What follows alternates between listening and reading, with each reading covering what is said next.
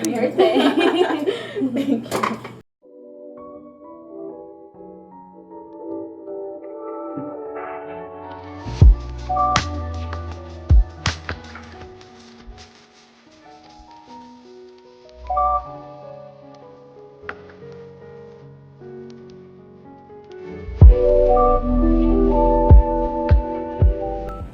Just got a report.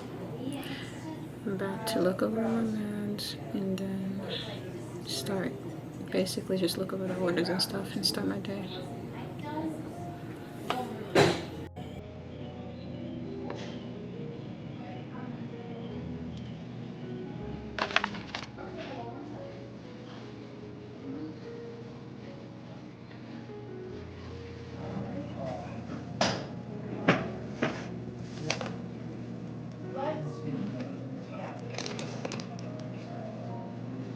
No, that's fine.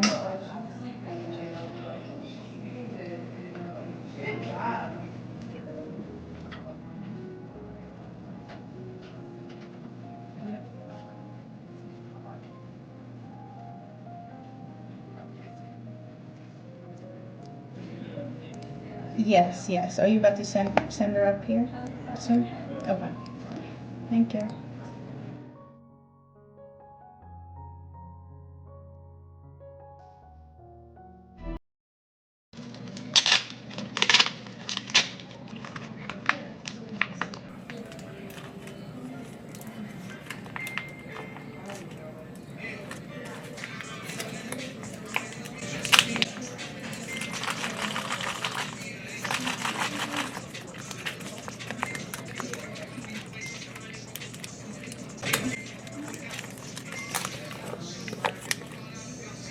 I'm back again with another come to work with me video. I hope you guys enjoyed the last one I made. Today's April 9th. It's 7:18. I just clocked out of my day 1 of 3 shift. So here's what happened in my week. I had 6 days off from the last time I talked to you guys. I went to Gatlinburg, Pigeon Forge, what's the other, Seaverville, I think that's how you pronounce it, Tennessee. And I had such a blast for my birthday. It was the best weekend. I had so much fun and went to a magic show. Wasn't able to record in there, but the magic show was creepy as hell. I've never been to a magic show ever in my life. And the whole time we were in there, I was just like trying to figure out how are you doing all these things. He was on stage and they did this magic trick where he disappeared and was like literally standing next to us after we were watching him on stage.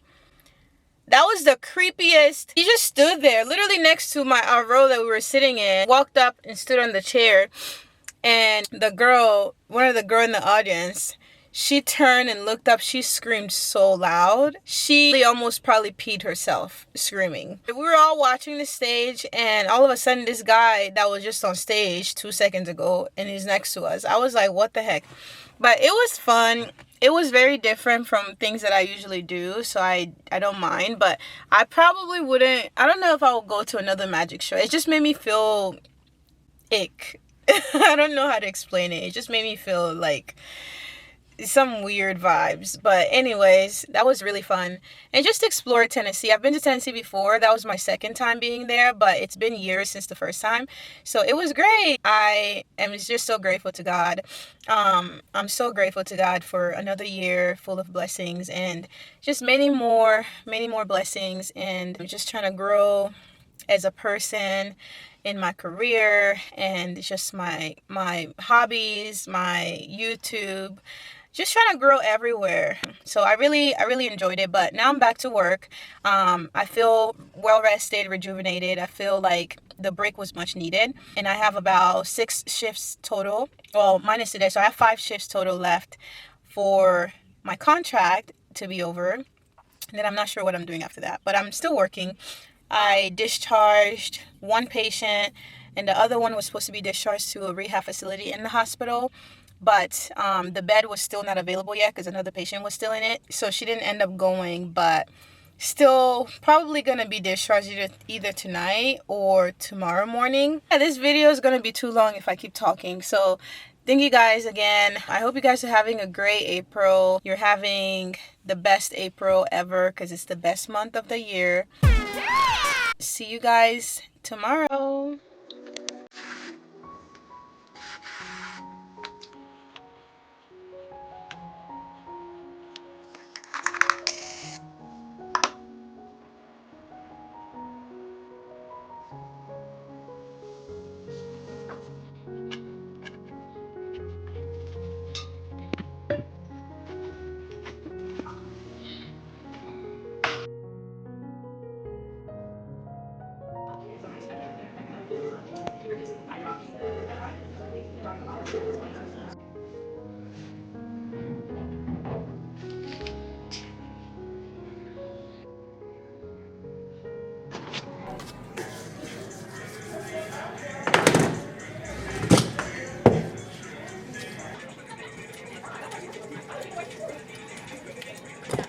Day 2 of 3 completed.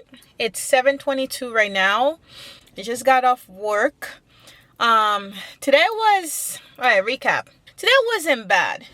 One of my patients had Guillain-Barré. And with that, you have to give them, like, it's a whole thing. After they do, like, the MRI, the scans, just to confirm their diagnoses, I had to give them IVIG, which is immunoglobulin. And the way you give that is kind of similar to how you would do if you were giving somebody a blood transfusion, but not really. I'm tired. You don't need the consent like you usually do when you do a blood transfusion, is what I'm trying to say. But it is a tasky infusion because you do have to be in the room getting vitals literally every 15 minutes for the first hour, and then every 30 minutes for the second hour, and then every hour until the infusion is complete. Thankfully, their infusion was like 300 mLs, and it didn't take that long. You start off with like the lowest rate based on their weight, and then you increase it every 30 minutes. And they reached their max at like the 1 hour mark, and that was like the highest was like 174 ml or something like that per hour. And the bag was only 300 in it, so it finished pretty fast, and I didn't have to keep going in and getting their vitals every hour while it was infusing, because it was done before that. It was done within like 2 to 3 hours. And it can run for like 3 to 4 hours. So anyways, that kept me busy because I had to like, and I'm very like, I like to be punctual. I'm very much like, I say I like to be punctual, but I'm always running late.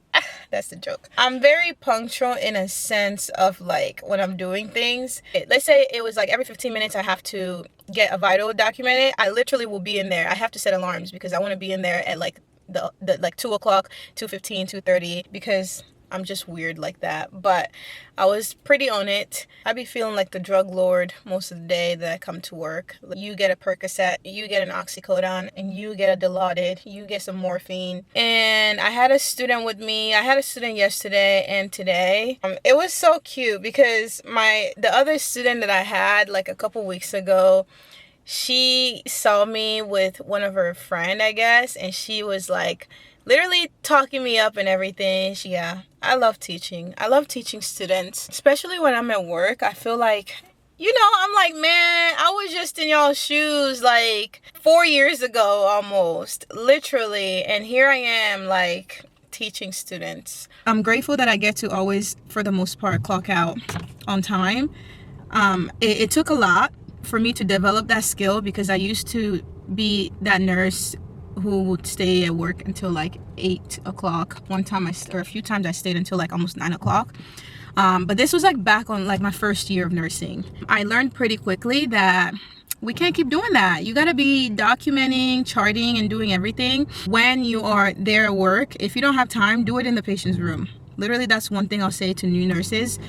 If you feel like you don't have time to document or you always run out of time, biggest advice I can give you is document in the patient's room in real time. Let's say you empty out a urinal or a catheter, and you're in the room, there's a computer in there, just go in and document it, because as soon as you step out the room, it gets so busy. Sometimes you get pulled in different ways, you end up forgetting, or if you don't forget, you end up having to chart it later on the evening or something like that, and then it's just like more things that you have to do. We already have a lot to chart and a lot of tasks and things that we have to do, so if you can minimize that so that you can get out of work on time, that's the biggest thing for me. Just do your documentations in the room if you feel like you're not quite there yet with time management, because make your life so much easier.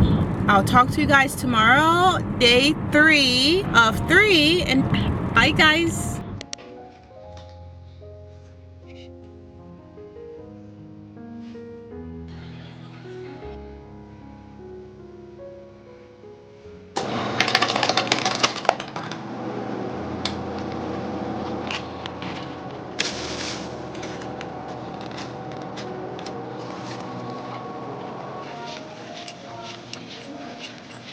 Let me tell y'all, day 3 of 3 completed, y'all. Oh my gosh.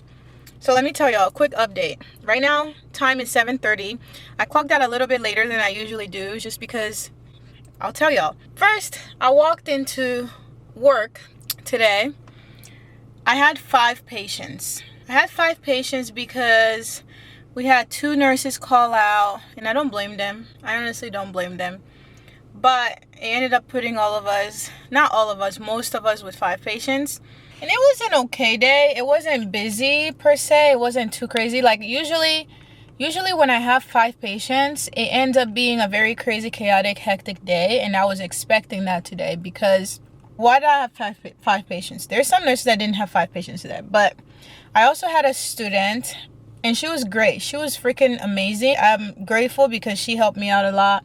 And I had the best CNA. Our supervisor like stepped in to like pass meds for like the morning med pass, because that can be chaotic. I had to give that IVIG again today because I had the same patients, including one extra one. Like I said, I had the best team, CNA, nursing student. They were literally on it, doing the every 15-minute vitals, and it just helped me out so I can like chart and focus on other things. The patient I had yesterday, they were so awesome. The patient's daughter kept coming out and like still giving me updates. She will literally, every time she passes by, first when she saw me, she realized, she's like, she had to come out literally. She was like, "Oh, you're not our nurse today." And she just looked really sad, and she was like updating me on her dad and like everything that's going on or that went on overnight. The rest of the day she kept coming out and she just kept telling me about everything that's going on, and she just like wished I was still working with him. And I had to go in and say hi to him because he was really nice. It was just like good people. But I love that. I love when patients like, they feel like you just made an impact in their life or in their moment being in the hospital, and they actually like you not actually notice when you're not with them and asking your input on certain things. Yeah, so it really wasn't a terrible day. I was expecting the worst, because like I said, every time I've had 5 patients, it ends up being crazy chaotic, and I was just like, here we go. It's always on my 3rd day. After I do my last 3 in a row, it's always on my 3rd day that they throw me a curveball and they're like, "Oh, you thought you were going to be left easy?" No. So one of my patients, I know back surgery, I mean, I don't know, I've never had them, but like I can't even imagine the pain that comes with that. You're hurting and the pain is terrible and all these things. But the best thing you can do for yourself after having such a major back surgery is move. Like, you need to be moving, you need to be walking, you need to be trying to sit in a chair, you need to be repositioning yourself. If you can't do it, you ask for us to help you. Ask for help, because the more you sit in that bed, the hospital bed, the more you sit there, the more you don't move, the more you're just laying there because you're like, "Oh, I'm hurting, I don't want to move, it's gonna hurt more." It's literally not making you any better. You're just getting weaker, and it gets worse and worse. The pain will get worse. The more you move around, the more, because as you're laying down, just think of it, your muscles are not working and you're getting stiffer. You're just stiff. Like after you sleep for 8 hours and you wake up, what do? You stretch and try to like, do all the walking and stuff like that. So the same thing with patients after surgery. We literally try to get patients moving post-op day 1 or day 2. Some surgeons literally want you to be up moving right after surgery. And since I also work in the PACU, I have patients who just had surgery and they're going home. But inpatient, obviously they're not going home right after surgery if they're coming to the units. So we try to get them to move the next day, unless their surgery was like early in the morning or something like that, or just depending on what type of surgery they had. But for the most part, you got to be moving your body the next day and try to get up. We usually have physical therapy come and like work with patients right after surgery. Just because, like I said, the best thing you can do for yourself is take the pain medicine, and as soon as it kicks in, try to get up and start moving. Today is Friday. It's actually a true Friday because I'm off tomorrow. I'm back Sunday and Monday, and then I get 3 days off, and then I'm back Friday, and that will be my last day for this travel contract. The thing is, I never planned to be working on this unit for so long. I started off like my first 3 months of my contract. I did I did med surge for like 3 months, and I got offered a contract on a neuro floor, and yes, where I've pretty much been for the last 9 months. So it's been very chaotic. If you've worked in the neuro floor, you know it's very chaotic. You get a lot of confused patients, and you get a lot of back surgeries, spinal surgeries, brain surgeries. So it was a great learning experience, but it's not really my cup of tea. I have to go to church tomorrow, so I'm gonna go home, shower, eat, and maybe stay up a little bit. I've been obsessed with watching Next Level Chef. Literally any cooking show, I'm watching it. So I'm gonna probably watch a little bit of that. Are you guys into Pop the Balloon with Arlette on YouTube? I haven't seen the new Netflix one yet, but if you guys have seen it, let me know in the comments below what you guys think about it. If you even watch Pop the Balloon, is it good? I'm gonna try to watch it tonight, but I want to know in the comments, what do you guys think? Did it hit? Did it miss? I already know Netflix, it's gonna not be anywhere near as the YouTube version, the original. I just feel like, I saw the trailer a little bit, and I know the people there looked a little sus, in the sense of like reality sus. So you guys let me know in the comments if you watch Pop the Balloon and what do you think about it. Talk to you guys later. Bye.